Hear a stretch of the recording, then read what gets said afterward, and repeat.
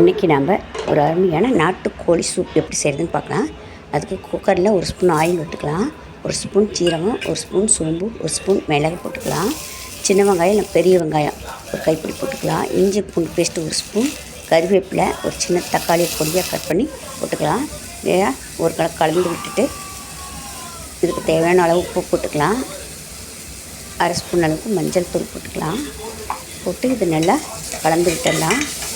வெங்காய தக்காளி ஓரளவுக்கு வணங்கணும். இப்போ இதில் அரை கிலோ நாட்டுக்கோழி 2 டைம் நல்லா வாஷ் பண்ணி வச்சுருக்கேன். அதை இதில் போட்டுக்கலாம். போட்டு இதை நல்லா கலந்து விட்டுடலாம். மசாலாவோடு நல்லா கலக்கணும்.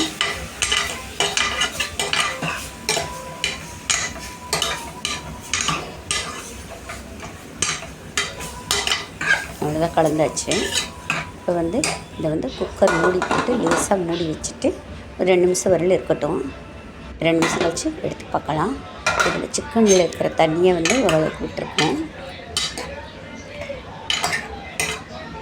ஒரு கலந்து விட்டுட்டு நான் ஒரு 2 கிளாஸ் அளவுக்கு தண்ணி விட்டுக்கிறேன். உங்களுக்கு எவ்வளோ தேவையோ அவ்வளோ விட்டுக்கலாம். விட்டு இதை ஒரு நல்லா கலந்து விட்டுடலாம்.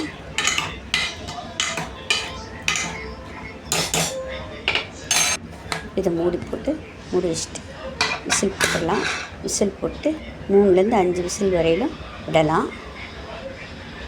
இப்போ 5 விசில் வந்துச்சு, திறந்து பார்க்கலாம். அது ஒரு அருமையான நாட்டுக்கோழி சூப் ரெடி ஆகிடுச்சு.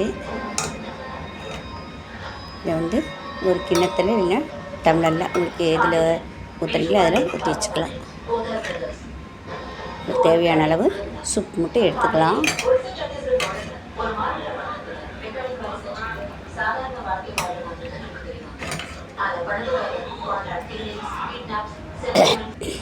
அப்புறம் இதில் ஒரு 1/4 ஸ்பூன் அளவுக்கு மிளகுத்தூள், அப்புறம் பொடியாக கட் பண்ண கொத்தமல்லி இலைகளை தூவி விட்டுடலாம்.